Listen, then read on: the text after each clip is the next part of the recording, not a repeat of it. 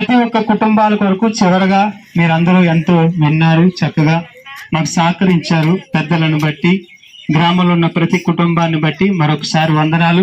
మీ యొక్క చిన్న బిడ్డలను, యవన బిడ్డలను, మీ ఉద్యోగాలను, పాడి పంటలను దేవుడు దీవించి ఆశీర్వదించి మంచి ఆరోగ్యాలు మీకు ఇవ్వాలని, రానున్న దినాలలో మరి క్రీస్తు యొక్క రాకడ సమయం ఉంది కనుక యేసుక్రీస్తును తెలుసుకోగలిగితే నిత్య జీవ రాజ్యం ఉందని మేము ప్రకటించడానికి వచ్చాం. ఎందుకంటే యేసుక్రీస్తు ప్రభు మా కొరకు, మీ కొరకు సిలువలో మరణించారు, పాపాల నుంచి మనల్ని విడిపించారు, చివరికి నిత్య జీవం చేర్చడానికి ఆయన ఈ లోకానికి వచ్చారు తప్ప ఏ మతాన్ని ప్రకటించడానికి ఆయన రాలేదు. అందుకే మేము సిలువ వేసిన క్రీస్తుని మీ కొరకు ప్రకటిస్తున్నాం. సిలువ ద్వారా నిత్యత్వం ఉందని తెలియచేయడానికి వచ్చాం.